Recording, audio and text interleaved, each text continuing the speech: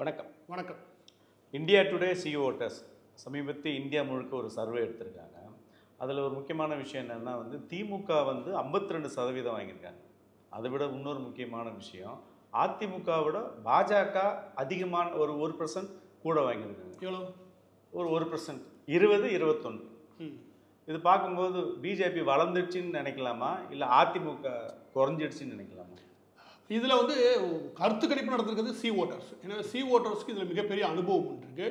இது ஒன்றும் Loyola college மாதிரி கிடையாது. இவங்களுக்கு ஒரு தரம் ஒன்று இருக்குது. எனவே சி ஓட்டர்ஸோடைய சாம்பிளிங் தியரத்தை பொறுத்த வரைக்கும் நம்ம நம்புகிறோம். அவங்களுடைய தற்போதைய இந்த கருத்து கணிப்பை பொறுத்த வரைக்கும் நம்ம புரிஞ்சுக்க வேண்டியது என்ன அப்படின்னா, அது பாஜக ஓட்டு, அதிமுக ஓட்டு, திமுக ஓட்டுன்னு இல்லை.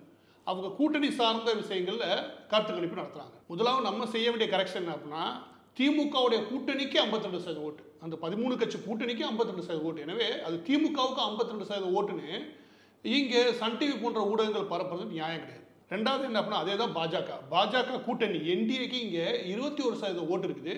இது சென்ற முறையை விட 3% கூட. இது நியாயமான உண்மை. இதுதான் அந்த கருத்து கணிப்பு சொல்லுது. இந்த அளவுக்கு அது வளர்ந்துருக்கா அப்படின்ற அடுத்த கேள்வி. இதில் எந்தெந்த கூட்டணி வராங்கன்னா, பாஜக, அடுத்து மிக முக்கியமானது பாமக, அதுக்கடுத்து ஜான் பாண்டியன் அவர்களுடைய தமிழக முன்னேற்ற கழகம், அதுக்கப்புறம் தினகரன் அவர்களுடைய அம்மா முன்னேற்ற கழகம், அதுக்கப்புறம் வாசன் அவர்களுடைய தமிழக முன்னேற்ற கழகம், அதுக்கப்புறம் ஓபிஎஸ் அணி, இப்படின்னு எல்லா பேரும் சேர்ந்து அந்த என்டிஏ கூட்டணி எவ்வளோ ஓட்டு வாங்குது அப்படின்ற அளவில் பார்க்கும்போது அது சுமார் 21% ஓட்டு வாங்குது அப்படின்றது ஒரு மிக முக்கியமான விஷயம். இதில் அதிமுக அப்படின்ற அளவில் பார்க்கும்போது அதிமுகவோட பெரிய கூட்டணி இல்லை, ஆமாம் இருக்காங்க. ஆனால் பெரிய கூட்டணி இல்லாத நிலைமையில் அவங்க 20% ஓட்டுன்றாங்க. இது அதிமுகவுடைய தேய்மானத்தை ரொம்ப தெளிவாக காட்டுது. சி ஓட்டர்ஸுடைய இந்த கருத்து கணிப்பினால நாம் இதை கவனமாக எடுக்க வேண்டியிருக்கு. கவனமாக எடுக்கும்போது அதில் அதிமுக தேய்மானம் இருக்கானா இருக்குது, அதுக்கான இண்டிகேஷன் எல்லாமே காட்டுறாங்க. இது தேய்மானம் எதனால் உருவாகுது, எதன் அடிப்படையில் உருவாகுது அப்படின்னு நீங்கள் கவனிச்சிங்கன்னா, சமீபத்தில் செங்கோட்டையன் அவர்களுடைய விவகாரம். இப்போ நீங்கள் செங்கோட்டையன் சொல்லும் போது எனக்கு என்ன ஞாபகம், செங்கோட்டையன் விஷயம் 2-3 நாளாக தான் நடந்துட்டு இருக்கு. ஆனால் ரொம்ப மனம் வருந்தி பேசியிருக்காரு. நான் எவ்வளோ தான் பொறுத்து போகிறது அப்படின்ற மாதிரி பேசியிருக்காரு. இந்த பேச்சுக்கு இந்த குழப்பத்தில் பார்த்தீங்கன்னா 2 சாரர், அதிமுகவில் 2 சாரர். ஒரு சாரர் என்ன சொல்கிறாங்கன்னா, அதெல்லாம் தினகரன் சசிகலாவே பார்த்தாரு, இதெல்லாம் பார்த்துருவார் அப்படின்னு ஒரு நியாயமான விமர்சனம். இன்னொரு சாரர் என்ன சொல்கிறாங்கன்னா, இந்த திரைப்படத்தில் வர மாதிரி கோடு கிழிச்சு திருப்பி அழிச்சிட்டு ஒரு கோடு போடுறவன் திரும்ப முதல்ல இருந்தா அப்படின்ற மாதிரி அழுத்து நியாயமான. அப்போ அந்த ஆங்கிளில் பார்க்கும்போது நீங்கள் சொல்கிற மாதிரியோ இல்லை சி ஓட்டர் சொல்கிற மாதிரியோ அதிமுகவுக்கு ஒரு சர்வல் அப்படின்றது ஏற்றுக்கக்கூடிய விஷயமா? இது ஒரு முக்கியமான விவகாரம். அது என்ன அப்படின்னா, செங்கோட்டையன் அவர்களை எந்த அளவுக்கு நம்ம சாதாரணமாக இடப்பட முடியாது. எதனால் அப்படின்னா, செங்கோட்டையன் அவர்கள் மாவட்ட செயலாளர் இருக்கும்போது எடப்பாடி பகுதியில் பகுதி கிளை செயலாளர் எடப்பாடி பழனிசாமி, அதாவது வட்ட செயலாளர். அப்போ அதிமுக ஆரம்பிக்கப்பட்ட காலகட்டத்தில் செங்கோட்டையன் அவர்களுடைய உயரமாகட்டும், இல்லாட்டி ஜெயலலிதா அவர்கள் பின்பு முதலமைச்சராகி அதிமுகவை வழிநடத்தும் போது ஜெயலலிதா அவர்களுடைய பயணங்கள் எப்படி அமையணும், ஜெயலலிதா அவர்கள் எங்கெங்கே போகணும், எங்கெங்கே பொதுக்கூட்டங்கள் அமைக்கப்படணும், இது எல்லாத்தையும் தீர்மானிக்கக்கூடிய மிக முக்கியமான ஐவர் குழுவில் முதலாவது இடத்துல இருந்தது செங்கோட்டையன் அவர்கள். ஏன்னா செங்கோட்டையன் அவர்களுக்கு அந்த அளவுக்கு பவர் இருந்தது. ஆரம்ப காலம் முதலே செங்கோட்டையன் யாரோ ஒரு நபர் புறந்தள்ளிட முடியாது. இன்னும் தெளிவாக சொல்லணும்னா, கொங்கு பெல்ட்டை பொறுத்த வரைக்கும் செங்கோட்டையன் தான் மிக முக்கியமான தளபதியாக இருந்தவர் அதிமுகவை பொறுத்த வரைக்கும். சமீபத்தில் நகர்ந்த நகர்வுகளில் எடப்பாடி பழனிசாமி அவரோட உயரம் அதிகமாக இருக்கலாமே ஒழிய செங்கோட்டையன் அவர்கள் நம்ம கீழே இடப்பட முடியாது, கொஞ்சம் குறைச்சி இடப்பட முடியாது. இப்படி இருக்கக்கூடிய ஒரு தலைவர் எப்போதுமே அதிர்ந்து பேச மாட்டார், யாரையும் திட்டி பார்க்க முடியாது, எந்த கெட்ட பேரும் கிடையாது. கண்டிப்பாக செங்கோட்டையன் அவர்களுக்கு எந்த கெட்ட பேரும் கிடையாது. அப்படி இருக்கக்கூடிய கட்சிக்குள்ளேயே எந்த கெட்ட பேரும் இருக்காது. அப்படி இருக்கக்கூடிய ஒரு நபர் இவ்வளோ பிரளயங்கள் நடக்கும் போதும், அதாவது ஓபிஎஸ் போய் இபிஎஸ் வந்தப்பையும் சரி, சசிகலா அவர்கள் வெளியேற்றப்படும் சரி, தினகரன் அவர்கள் வெளியேற்றப்படும் சரி, இவ்வளோ கலவரங்கள் நடக்கும்போது கூட எந்த இடத்துலையும் வார்த்தைகளை கடினமாக யூஸ் பண்ணார் யார்? செங்கோட்டையன் அவர்கள்.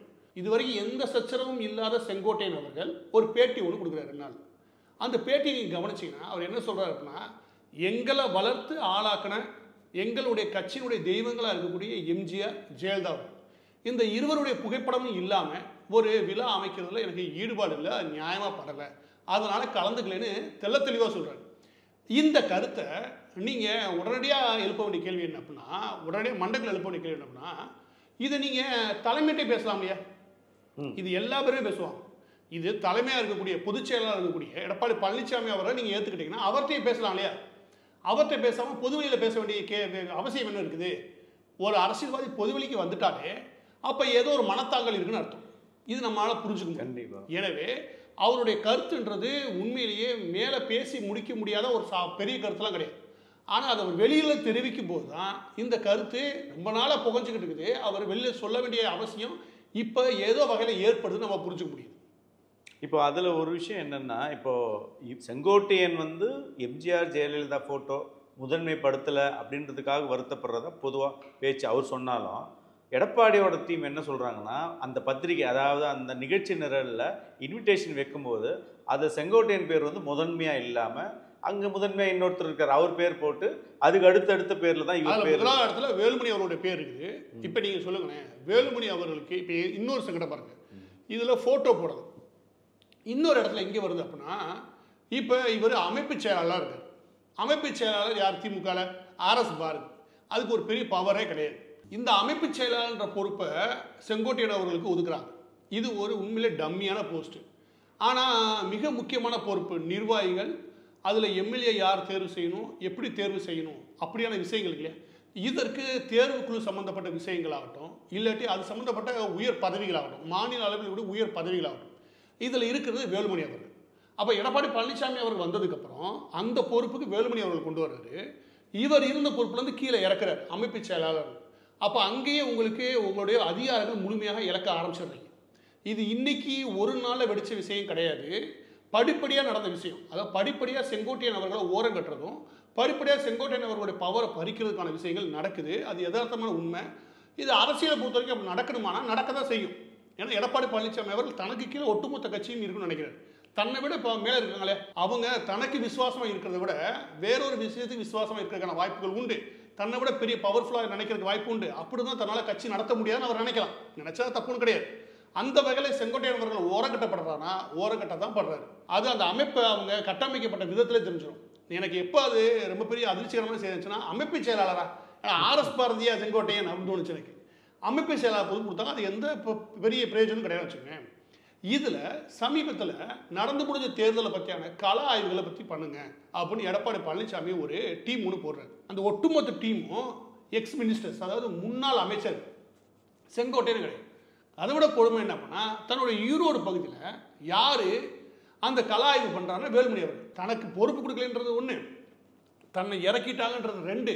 தன்னுடைய மாவட்டத்திலேயே தனக்கான அதிகாரம் இல்லை, தன்னை அவமானப்படுத்த முயற்சி பண்ணுறாங்க அப்படின்னு நினைக்கும் போது ஒரு அனுபவமிக்க ஒரு அரசியல்வாதி எவ்வளோ சகிச்சு போக முடியும்? இதை அரசியலை தாண்டி தனிப்பட்ட நபராக அவருக்கான பாதிப்புகள் இருக்கு இல்லையா, உளவியல் ரீதியான பாதிப்புகள், அது தொடர்ந்து அதிகரிக்கிறதன் காரணமாக அவர் வெளியே வர ஆரம்பிக்கிறார். வெளியே வந்து இந்த கருத்தை பேச வேண்டிய அவசியம் எங்கே வருதுன்னு இப்போ புரிஞ்சுக்க முடியுதா? இந்த ட்ராக் ரெக்கார்டு அது ஒவ்வொரு நிலையிலுமே அதிகரித்து ஒரு கிராஜுவலாக அதிகரித்து அவருக்கு அந்த ப்ரெஷரை கொடுக்குது. அதிமுகவுடைய பெரும்பாலான மேடு பள்ளங்களை ஃபுல்லாக கடந்த செங்கோட்டையன் அவரால் இந்த ப்ரெஷரை தாங்க முடியலன்னா, அப்போ இது வரைக்கும் இருந்த ப்ரெஷர்லேயே அவர் அதிகமாக அனுபவிக்கக்கூடிய ப்ரெஷர் இதுதான் ஏன்னா இவ்வளோ காலம் அமைதியாகவும் ரொம்பவும் எந்த கெட்ட பேரும் இல்லாமல் சலனம் இல்லாமல் இருந்த செங்கோட்டையன் அவர்கள் இன்னைக்கு வெளியில் வந்து ஒரு கருத்து தெரிவிக்கிறாருன்னா அந்த கருத்துக்கு நிச்சயமா ஒரு வேல்யூ உண்டு. இப்போ நீங்கள் எம்ஜிஆர் ஜெயலலிதா காலத்தில் மட்டும் செங்கோட்டையன் செல்வாக்குன்னு நம்ம சொல்கிறோம். சசிகலா விலகி போய் அந்த மாதிரி ஒரு சூழ்நிலை வரும்போது கூட இங்கே நம்ம ஈசிஆர்ல மீட்டிங் நடக்கும்போது எடுத்த உடனே எடப்பாடி கிட்ட கொடுக்கல, ஃபர்ஸ்ட் செங்கோட்டையன் தான் சூஸ் பண்ணாங்க. செங்கோட்டையன் தான் தேர்வா இருந்தாரு, அவர் தான் வேண்டாம் பழனிசாமி அவர்கள். அதான் அவர் மேடையில் சமீபத்தில் பேசினார். எனக்கு பல விஷயங்கள் தேடி வந்தப்ப கூட நான் அதை நிராகரிச்சேன். இந்த டைலாக் ஏறக்குறைய பார்த்தா ஓபிஎஸ் மாதிரியே தோணும், ஆனால் அவர் நிராகரிச்சுட்டு அது எடப்பாடி பழனிசாமி அவர்களுக்கு போனது. அந்த காலகட்டமாகட்டும் அதுக்கப்புறமான காலகட்டமாகட்டும், நான் இந்த எம்ஜிஆர் அவர்களும் அம்மா அவர்களும் தோற்றுவித்த இந்த இயக்கம் நல்லா இருக்குன்றதுக்காக நான் துணையாக நின்றவேன் அப்படின்னு நான் தெளிவுபடுத்துறேன். ஏன்னா இதெல்லாம் தெளிவுபடுத்த வேண்டிய இடத்துல அவர் ஏன் தள்ளப்படுறாருன்னா உட்கட்சி அரசியல் காரணமாக. இது ஒரு பெரிய பிளவை உருவாக்குமா அப்படின்றது ஒரு மிக முக்கியமான கேள்வி. இந்த பிளவை உருவாக்க முடியுமானா முடியும். ஏன்னா செங்கோட்டையன் அவர்களுக்கு தமிழகம் முழுவதும் இருக்கக்கூடிய நிர்வாகிகளை பற்றின விவரம் தெரியும், பழைய நிர்வாகிகளை பற்றின விவரம் தெரியும். இவங்க எல்லா பேருக்குமே இப்போ எடப்பாடி பழனிசாமி அவர்களோட விசுவாசம் கிடையாது. ஆனால் என்னென்னா கட்சி ரெட்டலை அந்த வகையில் அவங்க கட்டுப்பாடாக இருக்க வச்சுக்குவேன். இப்போ ஏற்கனவே ஓபிஎஸ், ஏற்கனவே தினகரன், ஏற்கனவே சசிகலா அவர்கள் இவங்களுடைய பிளவில் ஒரு புகட்டு ஒரு சலனம் இருக்குன்னா செங்கோட்டையன் அவர்களோட பிளவு இருக்குல்லையே அது ஒரு சலிப்பை உருவாக்கும். என்ன மாதிரியான சலிப்பு ஏற்படும் நினைக்கிறீங்க அவருக்கு? இப்போ நீங்களே சொல்லுங்களேன், ஒரு 4 பேரை நீக்கினீங்க, அப்போ என்ன பேச்சு வந்துச்சுன்னா ஏப்பா சேர்த்துக்க வேண்டியதானப்பா பேசுவாங்க. மக்களை பொறுத்த வரைக்கும் அந்த அரசியலுக்கு போக மாட்டாங்க. பெருந்தன்மையாக மக்களை பொறுத்த வரைக்கும் என்ன சொல்லுவாங்கன்னா ஏப்பா எல்லாம் சேர்ந்து இருங்களேப்பா, இந்த கருத்து வந்து மக்கள் கருத்தாக இருக்கும். நீங்கள் க்ரௌட் சைக்காலஜின்னு ஒன்று இருக்குது, அதாவது மக்களுடைய குணம்னு ஒன்று இருக்குது. மக்களை பொறுத்த வரைக்கும் ஏன்பா எல்லாரும் சேர்ந்துதான் இருந்தீங்க, சேர்ந்து இருந்தீங்கன்னா வெற்றி பெறலாம், எதுக்குப்பா திமுக தேக்க விடுறீங்க அப்படின்னா அதிமுகவுக்கு ஓட்டு போட்ட இல்லாட்டி ஜெயலலிதாவுக்கு விசுவாசியா இல்லை ஜெயலலிதாவை விரும்பக்கூடிய எம்ஜிஆரை விரும்பக்கூடிய இந்த ஓட்டு எல்லாம் நினைக்குமே தவிர எடப்பாடி பழனிசாமி தான் இருக்கணும், மற்றவங்களாம் வேஸ்ட்டுப்பா அப்படின்னு யாரும் மக்கள் பேச மாட்டாங்க. எனவே ஏற்கனவே 3 பேர் போகும்போதே மக்கள் அந்த கருத்து இருக்கிறாங்கன்னா செங்கோட்டையன் அவர்களுடைய அடுத்த நகர்வா இருந்துச்சுன்னா மக்களுக்கு என்ன சலிப்பு வந்துடும் அப்படின்னா, மக்களுக்கு இல்லை அதிமுகவுடைய ஓட்டு வங்கி என்ன சலிப்பு வந்துடும் அப்படின்னா, இவருக்கு வேற வேலையே கிடையாது, எல்லாரும் வெளியே அனுப்பிட்டு இவர் மட்டும் அந்த கட்சியை வச்சுக்கணும்னு நினைக்கிறார். இல்லை இப்போவே பரவலாக அந்த கருத்து வந்து ஸ்லோவாக எழுமுது. ஏன்னா எம்ஜிஆர் ஜெயலலிதா அந்த காலகட்டத்தில் இருந்து சரி பாப்பா எடப்பாடி இல்லை ரைட் வந்துட்டார், அதுக்கப்புறம் ஓபிஎஸ் தினகரன் சசிகலா, இப்போ இவர் அதாவது எப்படின்னா அப்போ எல்லாரையும் வெளியே அனுப்பிச்சிட்டு இவர் மட்டும் தனியாக என்ன பண்ண போறாரு அந்த கருத்து வந்துடும். அந்த இடத்துல எடப்பாடி பழனிசாமி அவர்களை பொறுத்தவரைக்கும் என்ன தனக்கு நிகராக யாரும் கூடாது, தான் அப்பதான் கட்சி நடத்த முடியுங்க அப்படின்றது அவரோட நோக்கமாக இருக்குன்னா அது அவருக்கு சரி. ஆனால் க்ரௌடு சைக்காலஜி, அதாவது மக்கள் எப்படி எடுத்துப்பாங்கன்ற இல்லையா, மக்கள் என்ன எமோஷனலாக பார்க்குறாங்க, எதை பார்க்குறாங்க, எப்படி பார்க்குறாங்கன்ற விஷயத்தை அரசியல்வாதி புரிஞ்சுக்க முடியலன்னா அது வெற்றி பெற முடியாது. ரொம்ப யதார்த்தமான உண்மை. மக்கள் எல்லாரும் அப்படி ஃபீல் பண்ணி இருக்கும்போது நம்ம அரசியலை இப்படி பண்ணாதான் வெற்றி நமக்கான இடம் இருக்கு அதை உறுதிப்படுத்த முடியும் நீங்கள் நினச்சிங்கன்னா நிச்சயம் சொல்கிறேன். எந்த விஷயம் முக்கியம்னு கேட்டிங்கன்னா மக்களுடைய உணர்வு தான் முக்கியம். மக்களோட உணர்வு நீங்கள் மதிப்பளித்தால் மட்டும்தான் உங்களுக்கு வெற்றி கிடைக்கும். வெற்றி இருந்தால் மட்டும்தான் உங்களால் இங்கே அரசியலை பொறுத்தவரைக்கும் தாக்கு பிடிக்க முடியும். இந்த குழப்பங்கள் தொடர்ந்து அதிகரிக்க தான் இந்த ஓட்டு வங்கி சரிய ஆரம்பிக்குது, இந்த ஓட்டு வங்கி நகர ஆரம்பிக்குது, இந்த ஓட்டு வங்கி ஒரு நம்பிக்கை இழக்க ஆரம்பிக்குது. இந்த நம்பிக்கை இழப்புக்கு காரணமே இப்படி அடுத்தடுத்து அதிமுகவின் உட்கட்சிக்குள் நடக்கக்கூடிய குழப்பங்கள் தான். இந்த அதிமுக ஒரு உறுதியான அதிமுகவாக திமுக வீழ்த்தக்கூடிய பலத்தோடு இருக்குது அப்படின்னு மக்களுடைய நம்பிக்கை இருக்குல்ல, அதை இழந்துட்டே வராங்க. அதை முழுமையாக இழக்கிறதுக்கான வாய்ப்புகளும் அவங்க உருவாக்கிட்டே வராங்க. எனவே இந்த இடத்துல அதிமுகன்னு ஒரு கட்சி தன்னோட நிலையில ஸ்ட்ராங்காக இருந்து மீண்டும் அதிமுகன்ற வகையில் கட்டமைக்கப்படணும்னு அவங்க நினைச்சாங்க. ஒற்றுமை மட்டும்தான் கடைசியாக மிச்சம். இப்போ சி ஓட்டர்ஸ்லேருந்து இன்னொரு கேள்வி எனக்கு என்னென்னா, நம்ம லயோலா காலேஜ் டீம் வந்து ஒரு கேள்வி கேட்குறாங்க, எங்களை பற்றி அதில் போடவே இல்லையே அப்படின்னு. இல்லை கேட்டிருந்தாங்க. விஜய் அவர்களுடைய ஃபேக்டர், விஜய் அவர்களை பொறுத்த வரைக்கும் எவ்வளோ ஓட்டு வாங்குவான்னு 10% வரைக்கும் அவங்க சொல்லியிருக்காங்க. அதனால் இதெல்லாம் எல்லா கருத்துக்களையும் எடுத்து வச்சுக்கோங்க, ஆளுக்கு 25% போட்டாங்கன்னா எங்கே போகிறது, இருக்கிற 100% மேல 205% போயிடுறாங்க. எனவே சி ஓட்டர்ஸை பொறுத்த வரைக்கும் என்ன சொல்கிறாங்க அப்படின்னா, ஒரு கருத்து கணிப்பாக அவங்க கட்சியாக களத்துக்குள்ளே வராத நிலைமையில் அவருக்கு ஒரு பாசிட்டிவான ஒரு இம்பாக்ட் இருக்குது, அதாவது பாசிட்டிவான பார்வை மக்கள் மத்தியில் விஜய் அவர்களுக்கு இருக்குது. அது 10% அளவுக்குன்றாங்க. எனவே இதை கருத்தில் கொள்ள வேண்டிய விஷயம். ஆனால் இது ஒன்றும் அவ்வளோ பெரிய ஓட்டாக கேட்டீங்கன்னா நீங்கள் யோசிச்சு பாருங்கள், புதுசாக வந்தால் யாருக்குமே ஒரு பார்வை இருக்க தான் செய்யும். கமலஹாசனுக்கு என்ன ஓட்டு இருக்குன்னு நினைக்கிறீங்க அப்படின்னு நினச்சோம், யாருக்கா கமலஹாசனுக்கு என்ன ரசிகர்கள் இருக்காங்க அப்படின்னு நினச்சோம், கம்மியான ரசிகர்கள். ஆனால் 6% ஓட்டு வாங்கினாரு. அப்போ கமலஹாசனே 6 வாங்கும்போது விஜய் அவர்கள் 10ன்றது சராசரியாக ஏற்றுக்கொள்ளக்கூடிய சி ஓட்டர்ஸோடைய விஷயம். அதை ஓட்டு வாங்குவான்னு சொல்ல, அவர் ஏற்றுக்கொள்ளும் தன்மை மக்கள்கிட்ட இருக்குன்றத. இப்போ நல்லா கவனிக்க வேண்டிய விஷயம் என்ன அப்படின்னா, இந்த மாற்றா போன மட்டும்தான் 2 பேருக்கு மாற்றுன்னு அடிச்சு ஆடினா மட்டும்தான், இல்லாட்டி சாச்சிடுவாங்க. மக்கள்கிட்ட இன்னைக்குமே அதிமுக திமுகவுக்கு மாற்றாக ஏதோ ஒரு கட்சி வரும்னு நினைக்கிறாங்களே, அந்த எதிர்பார்ப்பு இருக்குது. அது 30-40% மேலுக்கு இருக்குது. ஆனால் அவங்களுக்கு சரியான ஆப்ஷன் கிடையாது. இவங்க வீழ்த்துவாங்க அப்படின்ற எண்ணம் இருக்கு இல்லையா, அவங்களுக்கு நம்பிக்கை இல்லை. அந்த நம்பிக்கையை உருவாக்க வேண்டிய பொறுப்பு விஜய் அவர்களுக்கு இருக்குது. ஒருவேளை அவரால் உருவாக்க முடியும் பட்சத்துலனா இதோட ஓட்டு சேதம் கூடலாம். இந்த இடத்துல ஊடல சீமான கணக்கில் எடுக்கவே இல்லை சி ஓட்டர்ஸ். அதுதான் ரொம்ப முக்கியம். சி ஓட்டர்ஸ் கணக்கெடுப்பில் சீமான் எடுக்காது துரதிருஷ்டவசமானது. அவருடைய வளர்ச்சி என்னன்னு தெரியும் இல்லையா, இல்லைன்னு ஒட்டு மொத்தமாக நீங்கள் ஆளுக்கு ஒரு 21-20, இவருக்கு ஒரு 52 முடிஞ்சு போச்சு, மீதி இருக்கிறது 8% யாருக்கு இல்லை. நானே அது கேட்கணும்னு நினைச்சேன். அதில் நானும் முழுக்க படிக்கும்போது அந்த எந்த இடத்துலையுமே சி ஓட்டர்ஸை பொறுத்த வரைக்கும் ஆப்ஷன் என்ன கொடுத்துருப்பாங்க அப்படின்னா, என்டிஏ இந்தியா கூட்டணி, அங்கே இருக்கக்கூடிய பிரதான கூட்டணி, இவங்களை மட்டும் வச்சு அவங்க ஒரு சர்வே எடுத்திருப்பாங்க. சின்ன சின்ன விஷயங்களுக்கு இல்லையா, அது எல்லாமே ஒரு கணக்கில் எடுக்காமல் இருந்தால் வச்சுக்குவேன், அது ஒரு பிழை. எனவே சி ஓட்டர்ஸுடைய இந்த கருத்து கணிப்பை முழுமையாக அப்படியே அக்செப்ட் பண்ண முடியாது. அதே நேரம் சி ஓட்டர்ஸ் சொல்லக்கூடிய மிக முக்கியமான செய்தி என்னவா நம்ம பார்க்க முடியுது அப்படின்னா, அதிமுகவுடைய ஓட்டு வங்கி வீழ்ச்சியை சந்திச்சிருக்கு. எனக்கு என்ன தோணுதுன்னா, அதிமுக ஓட்டு இன்னமும் குறையும் அப்படின்னு. எதை வச்சு தோணுது? ரெட்டலை வழக்கு வேற ஒன்று இருக்கு. ஆமாம் ஆமாம் ஆமாம். அந்த இரட்டலை வழக்கை பொறுத்த வரைக்கும் இப்போ மீண்டும் தூசி தட்டியிருக்காங்க. அதை நீங்கள் முதல் சொன்னீங்க இல்லையா, இந்த கோட்டை அழிச்சிட்டு முதல்ல ஆரம்பிக்கிறாங்க, அந்த கதை தான் அதுவும். அந்த ரெட்டலை வழக்கை பொறுத்த வரைக்கும் நிச்சயமாக மீண்டும் ஒரு குழப்ப நிலைக்கு எட்டுறாங்க. இந்த ரெட்டலை பொறுத்த வரைக்கும் மீண்டும் உயர்நீதிமன்றத்துக்கு போகிறாங்களே, அது உச்சநீதிமன்றத்துக்கு போவாங்க. உச்சநீதிமன்றத்தில் இப்போவே கேஸ் பழனிசாமி ஒரு வழக்கு போட்டாப்புல எங்களுடைய தரப்பு கருத்தையும் கேளுங்கன்னு. இப்படி 10 தரப்பு வந்தா வச்சுக்கவே எல்லா தரப்பு கருத்தையும் கேட்கணும்னு அது தேர்தல் ஆணையத்துக்கு உச்சநீதிமன்றம் சொல்லிச்சுன்னு வச்சுக்கோங்க. விளங்குச்சு. எல்லாருடைய கருத்து கணிப்பையும் கேட்டு எல்லா கருத்துமே எப்படி எடப்பாடி பழனிசாமி அவர்களுக்கு எதிராக தான் நிற்கும். எடப்பாடி பழனிசாமி அவர்களை பொறுத்த வரைக்கும் பெரும்பான்மை தன் பக்கத்தில் இருக்குன்னு நிற்பார். மீண்டும் ஒரு குழப்பமான நிலைக்கு போகும். திரும்பவும் பைலாக்குள்ள போவாங்க. திரும்ப ஆரம்பித்து ஆரம்பிக்கிறாங்க. இது எல்லாமே முடிவு எங்கேருந்து நிற்கும்னா உரிமையியல் நீதிமன்றத்தில் என்ன மாதிரியான தீர்ப்பு வருதோ அதை பொறுத்து மட்டும்தான் அதிமுகவுடைய தலையெழுத்து இருக்கு.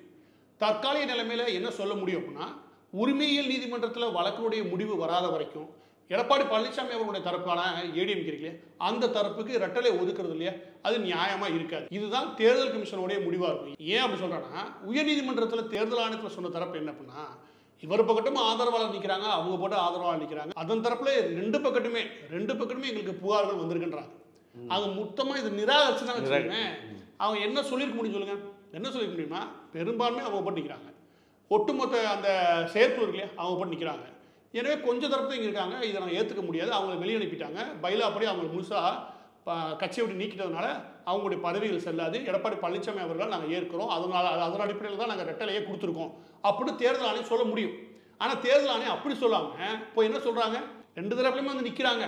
எங்களுக்கு உரிமையியல் நீதிமன்றத்தினுடைய வழக்கு இருக்குல்ல, அதன் அடிப்படையில் நாங்கள் முடிவெடுக்க தயார், அதுக்கு நாங்கள் கட்டுப்பட தயார். ஆனால் தற்போது என்னன்னா நாங்கள் அதை விசாரிக்கிறதுக்கான உரிமை எங்களுக்கு இருக்குன்றாங்க. நாங்கள் விசாரிக்கக்கூடாதுன்னு சொல்லி எடப்பாடி பழனிசாமி அவர்கள் போகிறாங்க. அதை விசாரிக்கிறதுக்கான உரிமை எங்களுக்கு இருக்குன்ற சொல்லும் இடத்துல தேர்தல் ஆணையம் இருதரப்பினுடைய அந்த கருத்து இருக்குல்ல கேட்போம்னு சொல்கிறாங்க பாருங்க. அந்த இருதரப்பு 4 ஆகும், 4 6 ஆகும். எனவே தேர்தல் ஆணையம் என்ன நிலைப்பாடில் இருக்குன்னு அந்த நம்ம எல்லாம் புரிஞ்சுக்க முடியும்னா எடப்பாடி பழனிசாமி அவர்களுக்கு இந்த ரெட்டலை ஒதுக்கப்படும் இல்லையா, அது கிடையாது. உரிமையியல் நீதிமன்றத்துடைய வழக்கு முடிவுக்கு வரணும். அது முடிவுக்கு வரலைன்னா விசாரணை அடிப்படையில் தான் இந்த ரெட்டலை கொடுக்கறதா கொடுக்கலையா அப்படின்ற முடிவுக்கு நாங்கள் வருவோம். அதுக்கு உயர்நீதிமன்றம் என்ன சொல்லுங்க கேட்டோம்னா உயர்நீதிமன்றம் அதுக்கு அனுமதி கொடுத்துருச்சு. எனவே நீங்க சொன்ன மாதிரி இந்த 20 இன்னும் குறையும். ரெட்டலை இல்லாமல் போச்சுன்னு வச்சுக்கோங்க, தலைவலி தான். மிக்க நன்றி. நன்றி.